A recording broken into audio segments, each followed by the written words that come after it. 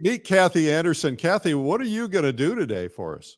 Well, a little while ago, I discovered the secret to fabulous paintings, and it's simplification. When you go out there and you see like a massive landscape with a million trees, or for me, because I'm so much into flowers, I go out and I look at a giant hedge of forsythia or a giant hedge of quince, and you think, where do I begin with something like that? How do I simplify something like that? That is what I would like to talk to you about today.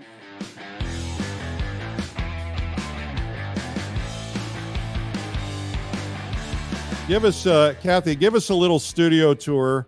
I've been in your studio. I've had the pleasure, but that's great. Didn't your son build this studio for you? My son built this studio actually out of timber frame. It's incredible. Over there is the old part of my studio, with all my friends' paintings hanging on the wall. That over here is paintings that are finished or not, mostly not, once in a while. But I have this beautiful timber frame. And coming over this way, this is the area that I work in. I have beautiful views out the window of the woods, but obviously the shades are all down now. This is where I work with a big monitor over here.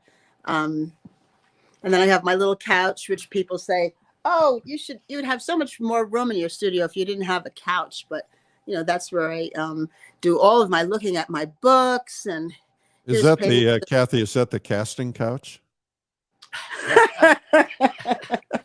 Here's the most important part of my studio. Look. Yeah, notice how she just skipped right over that. Look at my books. See how far they go? From there all the way down to there. It would be nice if you could actually bend down to be able to get to them. I can, but usually I can't get up then. I have to stay and look at them on the floor. But I always tell my students when I teach that all your answers are in your books. Here I am. Am I here? You're there. Yeah. All your answers are in your books. When I have a problem, no matter what it is, I know exactly what book to go to find the answer.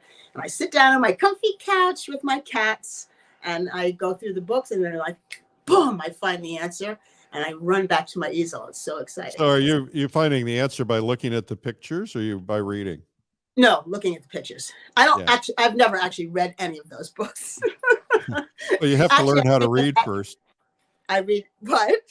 I said you have to learn how to read first. I know. I missed that part. No, Richard Schmidt's books, Alla Prima, cover to cover, and Sherry McGraw's drawing book, cover to cover. Otherwise, I gotta probably mention that is that you had the pleasure of being a member of the Putney Painters and getting to know Richard very deeply and Nancy Guzik. Mm-hmm. Can you tell us just briefly about that and what were your biggest takeaways? Because how many years did you spend with Richard? 10, 20? Oh, I joined the Putney Painters in 2000. It was when they just about first started. So what is that? 21 years. Yeah. I didn't get to see Richard over COVID for obvious reasons. So the last time I saw him would have been when COVID kind of started. But Nancy and I are still very close. And I can tell you absolutely, what did I learn from the Putney Painters? What did I learn from Richard and Nancy? It makes no difference what you paint. It's how you paint it. I saw Richard take the most mundane things that I would think, what the heck is he going to do with that? And turn it into the most exquisite painting. And sometimes when I stop and I say to myself, like, oh, maybe here I am painting this again. I wanted to do it when I started. Otherwise, I would never start. And then I remember, it's how am I going to interpret this? How am I going to paint this so beautifully that everyone will just be stopped in their tracks? And that's what I learned from them, really. Doesn't your subject, if you're madly in love with your subject, that's the key. Well, you are madly in love with your subject. I mean, I know you have a beautiful garden and you like to pull in flowers, and you have kind of a season where you can get flowers. What do you do when you can't? A lot of the times over the winter, I'll be working on paintings that I started. And that's one of the things I go over a lot is how to work on paintings that are started, because I try to keep up with the flowers as I'm going, and then I don't have time to finish the painting because the next thing is blooming. So I have to try to get far enough that I can go back successfully using photos, using my memory, because I paint from life 90% of the time. Things I have difficulty finishing without from life are some of my landscapes, because I need to be out there in the atmosphere. You know, the flowers are, I guess, are so embedded in me that I can paint them from my head almost. So. Oh, well, all right. So let's get started on simplification. Okay, so I decided this is like so fortunate, because it wasn't how I was going to start this presentation. But I had a workshop yesterday, my first Zoom workshop of a 3-session and with the Scottsdale Art School, and this was my demo. So can you see the yeah, here's the setup, and here's my demo that I did yesterday in 2.5 hours. And as soon as I set it up, I said, uh-oh, I'm in trouble. Why did I do this? Because I realized 2.5 hours with talking, how was I going to do this? So I started to breathe like Nancy Guzik teaches me. Stop, calm down. You know you can do it. So the first thing, and I almost never draw first unless I don't know where my head's supposed to be. Where's my head supposed to be? I never, unless it's something like architectural, something more difficult, I might draw with charcoal. But otherwise I never draw. But I realized that to do something like this, so I don't know if you can see how well you can see this, but this is all I did. I did a very, very rough charcoal drawing, just kind of to make this boing, boing, you know, make the shapes, just so I could see, you know, certainly no drawing. And I'm putting a bird in this painting down here. But I just wanted to make sure, and already just with the charcoal, I could just sort of see the simplification of it. So I did that, and then I actually just wiped out the charcoal. I just wiped it off. But the way I started this painting is like, I thought to myself, okay, I'm not going to start painting quints. I'm not going to start painting these little tiny things one at a time. What is the feeling of this? Excuse me. What is the feeling of this setup? The feeling of this setup to me was really the movement of the I say white flowers, but they're really light values. That's so seeing the light. These are pulled out, by the way. That I'll show you later how I do that. But the light values dancing through, and the red going through. So those were my two kind of themes to keep you moving around the painting. There are certain flowers that I knew I wanted to really get, you know, exactly as they are, which were pretty much these tulips here. But for the rest of it, I had to just look at this and look at this giant. If you come back, actually, I'm going to monitor the camera right now. If you come back here, I had this large, just sort of dark value in here. So I'm kind of looking at it like that. And instead of painting it as you know, put the branches in, put the leaves in, what I did was I just did this my background color, which is in there, which, by the way, was transparent oxide red and Viridian Rembrandt paints. This was just one big value in here. And then I just values really close. I just put some red spots here. They're not really flowers. None of these are flowers. Just put them in very, very, because you always have to know that you can go back and put your detail over it. So this area and these areas, that's what this was like before I put in the pansy, which this is not a viola. This is not finished. It's too bright. But then I put these little things on top of it, and see how my background, I just left it. And it just gives you the feeling of the depth that's going on there. So basically that's what I'm trying to say. You know, it's the movement that I'm thinking of more. If the flowers aren't exactly that way, it doesn't matter. I can move them.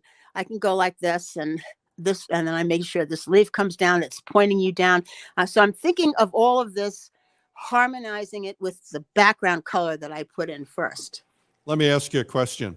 Sure. If you look at the very top, that big green gap at the very top in the middle, you can see a lot of, John, zoom in on there. Yeah, right there, right there. Zoom in on that background for a second. Now you've got these wonderful brush stroke streaks. Are you painting on a a slick panel? Are you oiling things down or using medium? What are you doing to get, or using a Gamsol or something? What are you My doing first, to get that my look? well, first of all, this is portrait, double lead prime portrait linen on a stretched canvas. So it's pretty smooth. It's smooth, but you can see there is some grain there. Yeah. And I usually put I almost always put my first wash in with Gamsol, keeping it. Well, you're going to see it because I'm going to do a wash today. So you're Okay. going to see exactly how I put my first wash in. All But right. I usually use Gamsol. I've been recently using a gel medium product, but I use it actually more when I'm out in the landscape. In the studio, mostly just put that on with Gamsol. Yeah. But I'm going to show you how I'm doing that. All right, cool. Thank you. Okay, so I'm going to move on to what I said this was about. We'll take this away. Pardon me if I'm sniffing. I do have a cold. I'm just going to run over here for 1 second. Well, now all of us watching are going to catch it. Sure. Thank you very much. I already did. Gonna get an electronic cold. Okay. Cold. So this is the painting that I believe you showed, my cardinal painting that I did in my backyard. So I had my concept. Look at this bush. They're like, oh my God, how are you going to paint that, right? Who's going to be able to paint that? Nobody. But yet I did. No. So I went outside and I knew I wanted to put a cardinal in here because I see them in there. I like to be authentic with animals and birds and keep them in there, unless of course they're in my still life. That's a little different. So I went out to my yard, and what I did first, I looked around for a branch that I knew a cardinal would sit on. So that's how I decided which section. I didn't look at that giant bush. I went out there and I just thought, well, what's the anchor that I need for this painting? And it was that branch. So here's my first block in. And now you can see the close-up. That's the actual shrub. Here is my next block in where I put a little bit more of the background in. And I'm going to demonstrate this in a minute, by the way. Right. You can see it. Pardon?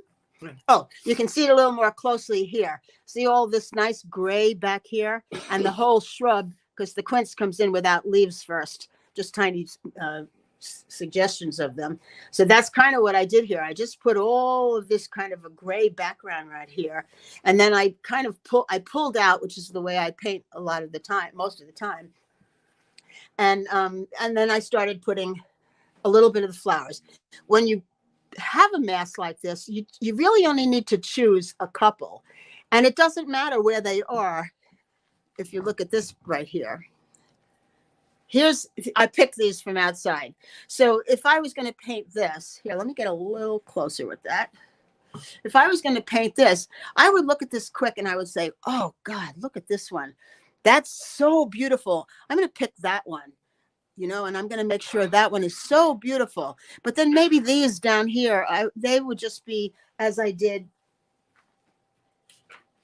back in the painting and just, back in the painting and just do this area, that kind of a thing to start. So maybe just to get me excited, I would paint a couple to fruition so that you would see how beautiful the quince bush is. Whoops, I just realized I was pointing your name. You weren't there. A couple of them to completion. Sorry.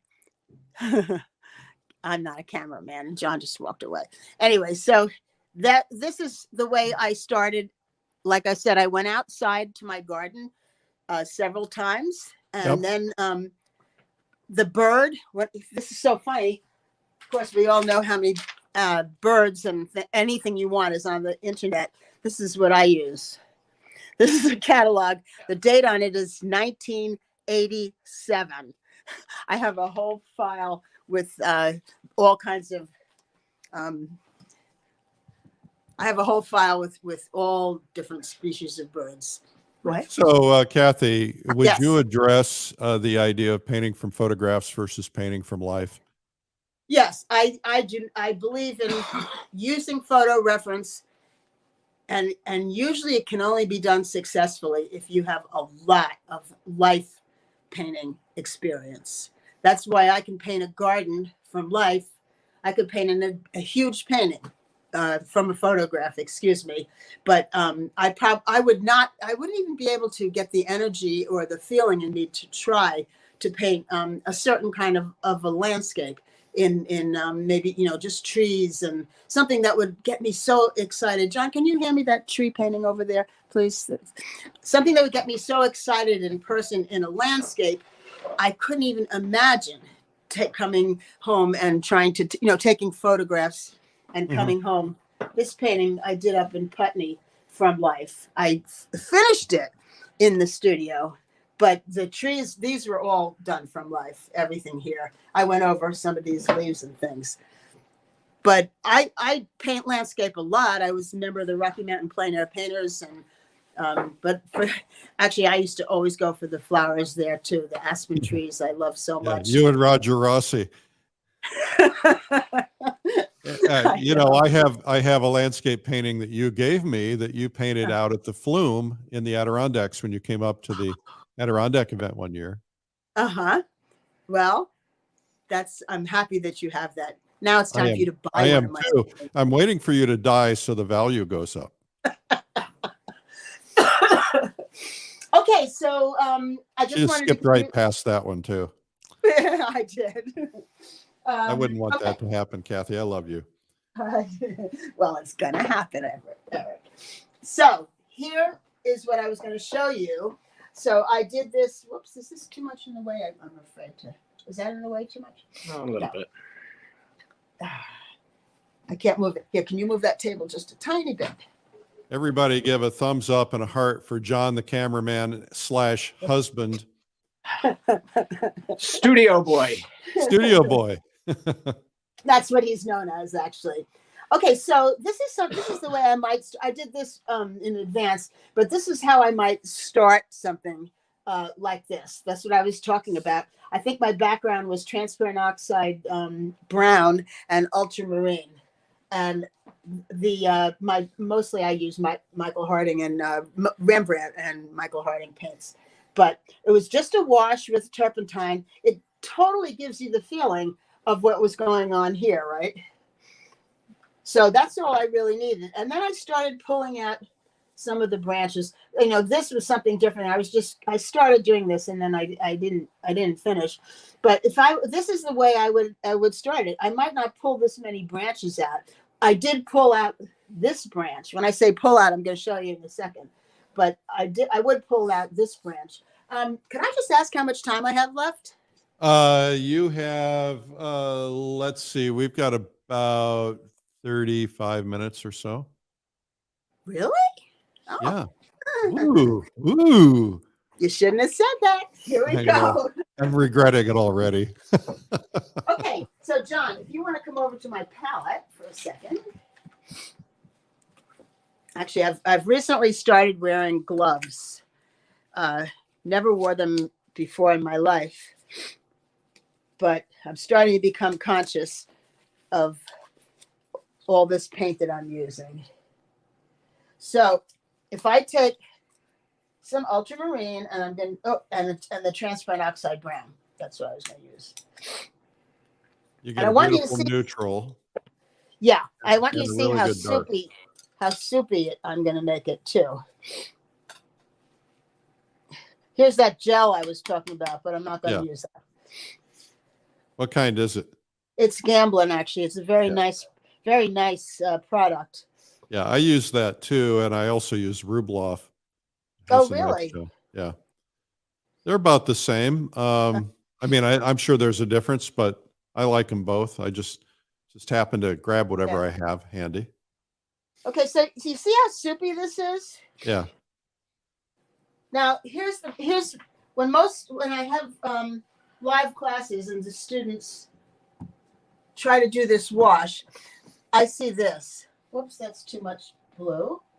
The second I put it down, if I have too much of one or the other, I remove it. I see them go like this. And that's not the point of this. The point of this wash is to get it on there. Just get it on there. And you can see that in, my other painting's gone. I can't put it up right now. But see, now this is a little too brown. Okay, no problem. Just put a little more blue in. But Lots of turp, nice and juicy. If it drips, I don't care. I'm just gonna clamp.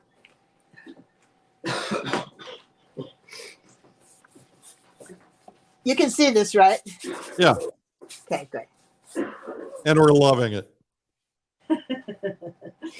I guess I shouldn't say this, but sometimes I don't understand why it's I don't know how to put this. Why it's so hard to do this. I mean, because I see it time and again. Well, I think, some people are just, when they're first starting out, they're just a little timid and maybe not used to being a little bit reckless. Well, I got this too brown, by the way. Just so I do a little bit. I guess it's something like that. That's why I love to try to say, like, it's, paint is just like, it's so forgiving. You can just, if I can go right, I can wipe it all off. It doesn't matter so much. And you don't want it to be perfect. And you don't want to see, the main thing I like to say about when I do a wash is that I get to leave a lot of this stuff. Like, oh, I have something to show you. Yeah. John, can I have that pansy painting right there, please? Perfect example of what I'm talking about. If you're careful when you start with the wash, so can you focus in on this area, John? Yeah. Oh, can you see good, it? Yeah. So see this area right here? I Yeah. don't always leave it like this loose, but I decided to do it on this painting because I was really, well, my wash actually was lighter, but I put this in as a mass, just a mass of green and brown. And it came out so pretty Yeah, because sure is. it was mixed colors and, it wasn't fussy. And I said, oh, I'm just going to leave it this time. Because a lot of times what I'll do is I'll go over it like this with just a few edges here and there. And those edges, with that beautiful transparent background, is what gives you the opaque, excuse me, I don't know how to talk. That wasn't this. The depth, the opaque over the transparent is what gives you that feeling of depth. Yeah. So, okay. anyway. I'm going to keep you on task here because we're going to run out of time. Oh, okay. Keep you. Okay. Just tell me I had 35 minutes. I know, but I know how you are. If I John's laughing because he's lived with it for 51 years. Yeah, you bet. So if I was going to do this, I would probably, I don't need to pull out like, this is what I meant by pulling out. I don't need to pull out like this for a branch because I don't mind going over this color. But this is what I would do if I was going to pull out. If I was going to do my whole painting, I might go like this. And I would think about, I'm looking at the branch. You can see this mass over here of quince. And I'm looking, whoops. I'm looking at the quince because I want it to be authentic. This branch is not a line. That's not a branch, right? This is a branch. Up, down, up, down. That's a branch, that kind of thing. Up, down. Make it beautiful. Make it so beautiful. And then if I was out there, I might want to just go like that so that the bird was, whoops. You realize the thing I say the most when I do these things are whoops. That's my favorite word. Whoops. Whoops. All right, everybody put it in the comments. Whoops. Wow, look how quickly that comes together, just drawing with paper towel. But I would do the bird probably in the studio. I might put him out there, but who knows. But anyway, so this mass of the quince here, what did I say, right? Pull it out, just pull it out. And by the way, when I want to paint a beautiful, transparent, clear, colored flower, I like to do it on a white canvas because it makes it sing on a white canvas if you paint. If I paint a flower, now if I was a real alla prima painter that used heavy, thick paint, I could go right over this. But because I paint thin and build up, I need to have the white canvas. So I'm just thinking of a mass of the flowers here, right? And then I would take, okay, now, Eric, you have me a nervous wreck. I've done my job. With my time. Okay, so, Ah, Here I. Where's my garbage? Over there. Thank you. Okay, so okay, here's the biggest thing I learned from Richard Schmid: clean, clean, clean. He used to say, whatever is on the palette is going to wind up on your painting. So if you want ultramarine and transparent oxide brown flowers, keep your palette clean. That's my motto. So if I wanted to put I'll take a little cad red and maybe a little alizarin and a touch of brown. Just trying to get a little tighter on it. Yeah. And I'm just going to put it in kind of like this, you know? yeah. Now, I'm not worried here about anything because I know I'm going to turn these into flowers. If you guys are enjoying this, make sure you share it and hit the like or the heart button. That way other people will see it. Maybe nobody will hit it. See, now when it's going into the shadow, do you see that I don't mind picking up some of the background because it just makes it a little bit darker. So once I get to this stage, I'm going to do this like so fast because I know Eric's just going to take the big hook and drag me off the stage. I'll do that at the plein air convention. I'm going to actually bring a big hook. You actually did that to me once. I won't tell anyone. Although I just did, didn't I? I just did. You're right. Take a little alizarin. I'm just going to do one flower. Supposing I just have one. See, I'm going right over the transparent background. And then I'll add a little white to the red. A little white with maybe a little yellow. A little more red in. And I'll turn it into, and of course, people are probably saying like, well, yeah, she's doing that, but I could never do that. And you know why you couldn't do it for the most part is drawing. If you must have your drawing skills under your belt, you just have to have them. One of my favorite quotes that I always say is, "Through knowledge comes freedom," which means I'm free to do whatever I want because I don't have to think about the drawing. See, because although this is a crappy drawing, so I'm just contradicting myself right now. But I don't have to think about it if you once you get your drawing skills. So I'm just showing you how I could pop out one of the little quinces. I'm not going to fuss to finish painting it right now. And have I lost the part about simplifying? Yeah, I was just going to ask you about what's this got to do with simplifying? Absolutely nothing. No. Okay. No, it's very simple the way you've done it, but I think you could touch on that a little bit. Okay, like all the leaves, right? Like right now the leaves are out with the flowers. So all the leaves, I would put them in like this. Maybe sometimes I'd leave a few holes of the gray coming through, but I would put them in the same thing. I would do the same thing again. I'd put them in like a whole thing like this, just as a mask. I might get the value. I would look up there and put a value that's a little darker here. And then is John there? Because I've had a request to zoom in a little bit. Sure. I don't know if I can get too much closer. Yeah, because there's no place for me to stand.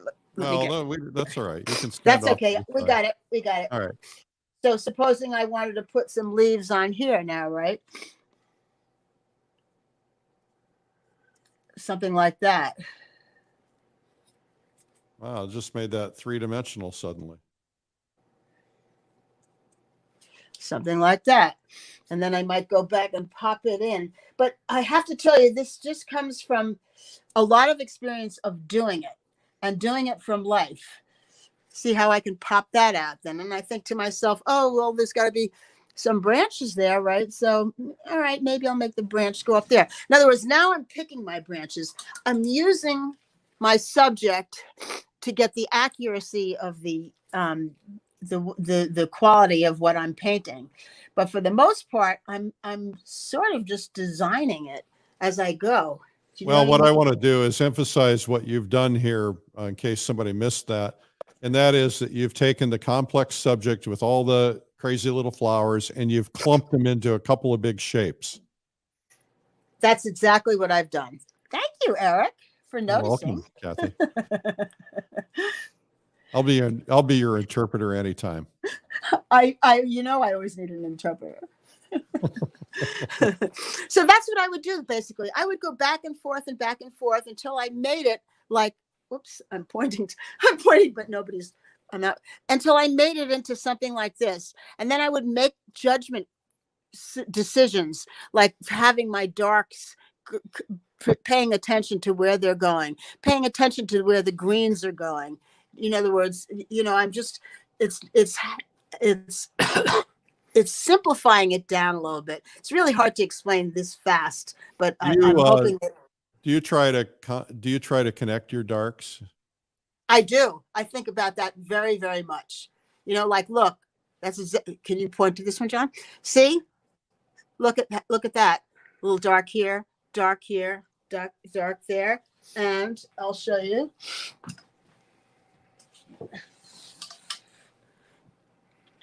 Getting back to this painting. See, I'm keeping my darks going down here. There's going to be something down here because these are going to be branches. See, it's the same. I'm doing the same thing here. There's a million branches over there, but I didn't paint them all. I just, I pulled out some of them. I'm going to paint over this, of course, but it's so freeing to do it like this. I pulled this out with my brush and with a little terp on it. So that's what I'm saying. So hey, we have somebody. First time I've seen how much time do I from have? Korea tuning in. Hello, Korea. Make sure you guys tell us where you're watching from. I see Nancy is watching. Kathy. Nancy Guzik? Yeah, she says you're giving us so much good information. I mean, that's a little intimidating to have somebody like Nancy watching. Well, then I'm just going to say that practically everything I know, I've learned from Richard and Nancy. Yeah. and here I'm going to tell you one of Nancy's quotes that I use all the time also. When you're finished with the painting, she says, go up here, John, please. Thank you. She said, now I'm looking over my whole painting to make sure every inch of my painting is beautiful, that there isn't one spot that somebody would stop and not think was beautiful. And that doesn't mean that it's finished. It just means that it's beautiful, every spot. Right, Nance? Oh, gosh. How much time do I have, Eric? Oh, you're okay. You're fine. You've got another 10, 15. What? We'll get Nancy to come on the show when she's ready. We'll get her on here. Okay, then I'll keep going here. Yeah, keep going. Yeah, okay. So now we can have the audience chime in and the audience will direct you and tell you what they want you to work on. Oh, I would love that. Oh my God, I would love that so much. I would just love that. They'll start talking here in a second. Okay. What do you guys want Kathy to focus on in this painting? I know what they're going to say. What? Well, let's wait. I don't want to bias them. Cardinal, please. Hello, Australia. Please. Nice to hear you from Australia. Yeah, cardinal, please. Okay. The bird. If I was going to start this cardinal, I would do the same as I do a flower. I would put in a wash. I would probably use Cad Red. This is just Cad Red and Terp. I'd probably put in a wash like this. First of all, I can tell you I'd be so careful with the drawing, which I obviously have not done right now. And I would put in the value of the brightest part of them here. And then the value, I'd take a little of my Cad Red with maybe some blue. And I'd put this value in here. It's a little hard because I'm on an angle here. Yeah, it's hard to do that and be on camera. I know. It goes up like this. See, what I would take so careful with the drawing. I can tell you though, all I can really tell everybody that I think is so important to know is that things that used to make me just cry and cry because I couldn't get it and all of a sudden And it only took about 15 years. Well, you're slow. Right. Most people aren't as slow as I am, but all of a sudden I can do things because you can't give up. That's the main thing, is you just can't give up. Now I'm That is painting so this more important. alla prima right now, and I can't even see what I'm doing because I'm on the side. But Yeah. for example, you want to get your value in of the where he's in the light, or you want to have the form, I should say, so that he's a little lighter in the center of his little tummy. And then you want to make sure you have the dark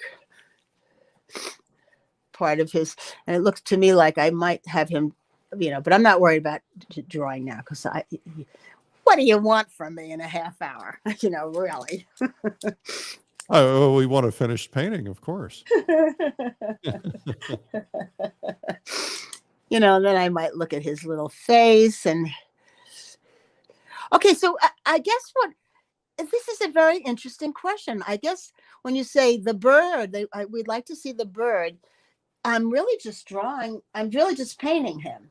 So I would love that person to tell me, what about the bird? There were several people. Well, somebody said the shadows. I want to ask you a question related to this. So Sure. let's look at this subject, and you have two masses. One mass is the bird, the other mass are the flowers.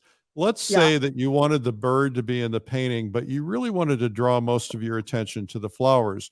Would you then define the bird less, keep it softer like it is now, and really sharpen up the flowers so you're drawing the eye there? What would you do?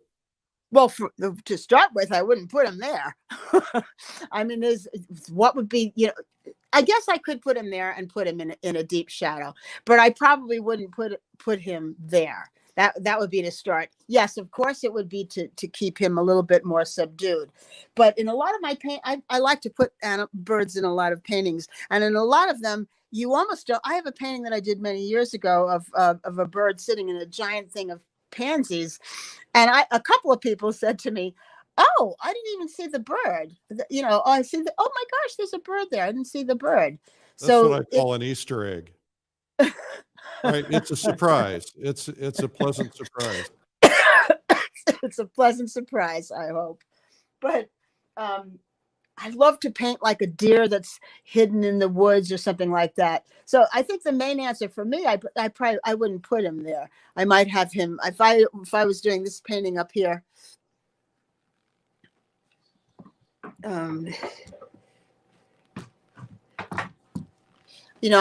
I don't know. I'm trying to think, where would I put him? I might have him smaller so that you would, oh my gosh, look, there's a cardinal. You know what I mean? Yeah, That's probably what I would do. Okay. Is make him smaller. Yeah. Right. So anyway, anything particular else? Because otherwise this is how I would do it. Why don't somebody put in the comments that'd like to see you develop a couple of flowers?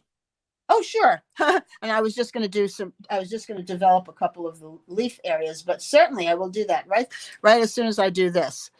See how I had it up there, and in that this is kind of like, this would be like more of a and then his little feet would come down there. That would be more of where transparent oxide brown plus green.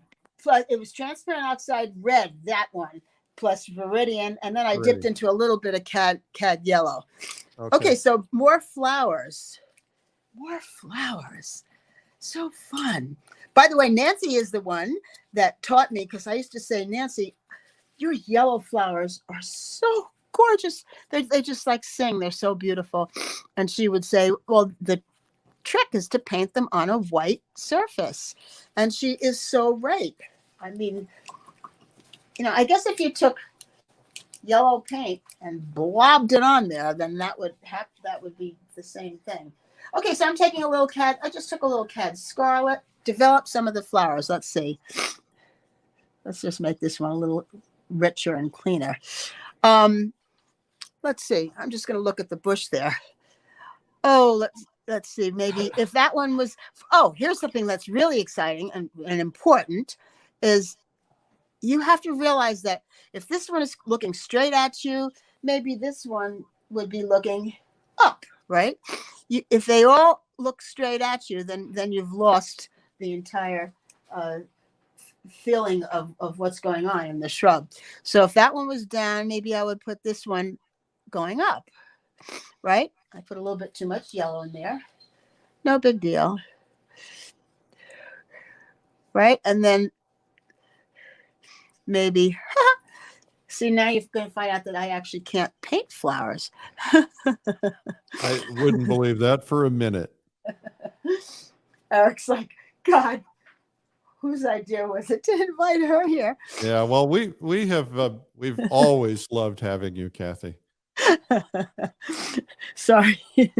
So, I would put a few together. I'd have a couple overlap, maybe. I mean, if you want me to paint just one little flower, that's I think you just paint whatever you want to paint. okay. So I'm fixing this now.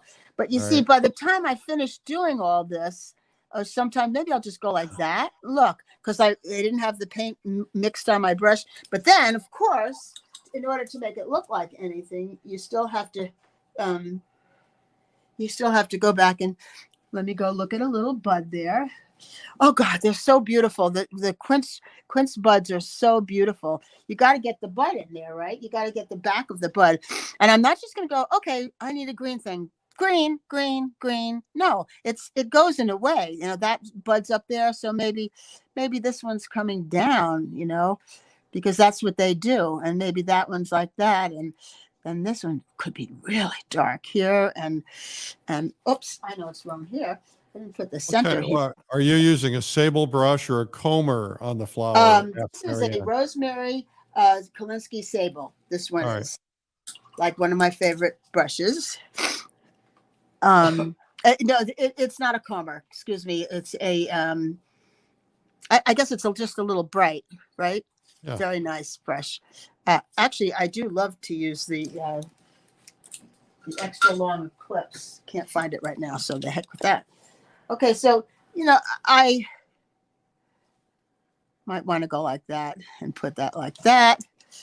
And then, oh, what was I doing? I was doing the green. I forgot. All of a sudden, I don't have to paint every one of them. I just have to paint. Oh, look how beautiful this little section is getting. Does anybody want to buy this right here? Yeah, I'm just kidding, Eric. Don't worry. I'll auction it off right now. Okay.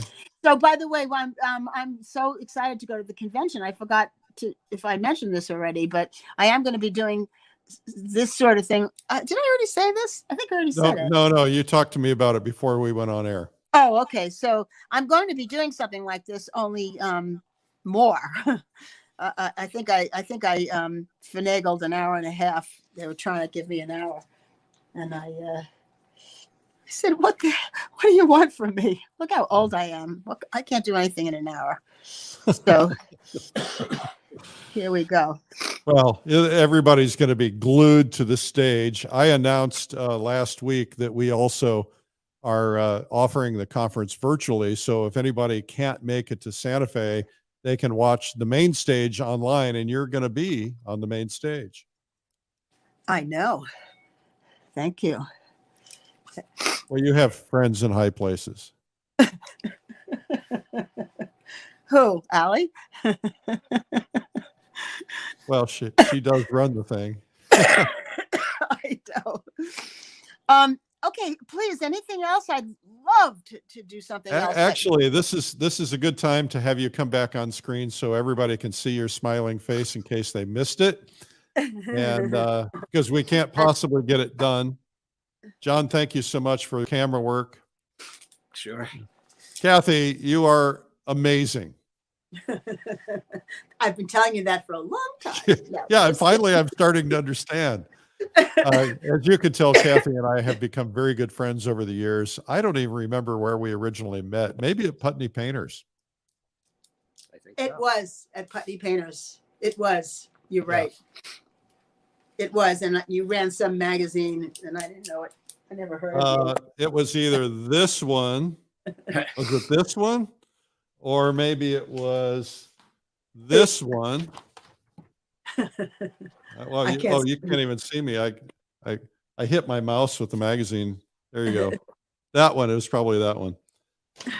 I think the first issue of Plein Air, we put a Richard painting on the cover. Oh, I think so. okay. Yeah. So Kathleen is going to be on at the Plein Air convention and teaching more in depth. And of course, she will be out painting with us. She'll be a field painter. That means she's there to help you. And what a great opportunity. And we get to see each other in person again. Won't that be wonderful? I love that. I had so much fun seeing everybody for the first time in so long at Portrait Society, and that will be just as fun.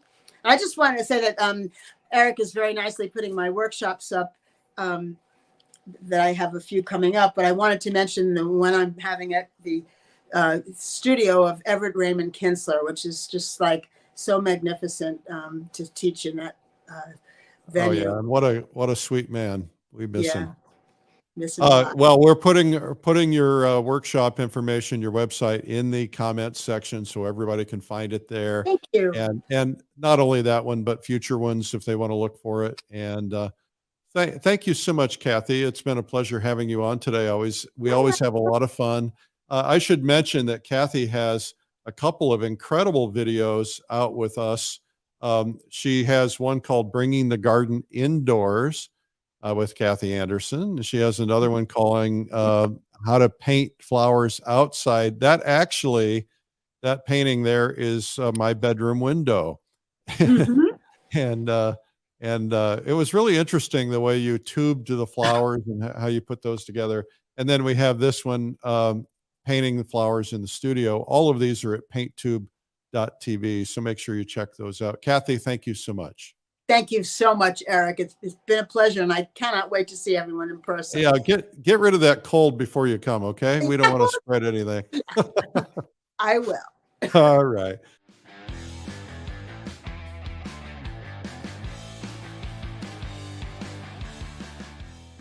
Have you ever wondered how some artists get such realistic quality in their work?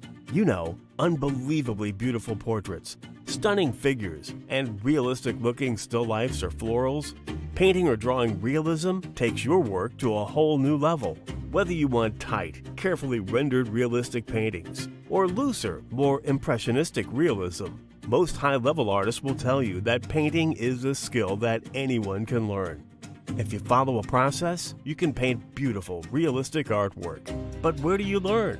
You could spend $3,000 or more to attend a live workshop or convention, or you can learn from the world's finest realists from home for a fraction of the cost.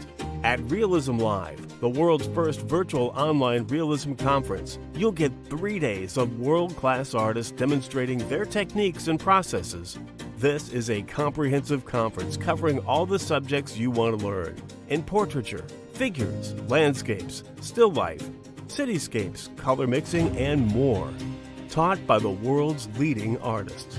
Not only will you learn their techniques, you'll have a chance to interact with instructors and get your questions answered. And you'll get to know other artists personally through our breakout sessions. And we'll even paint and draw together at the end of each day.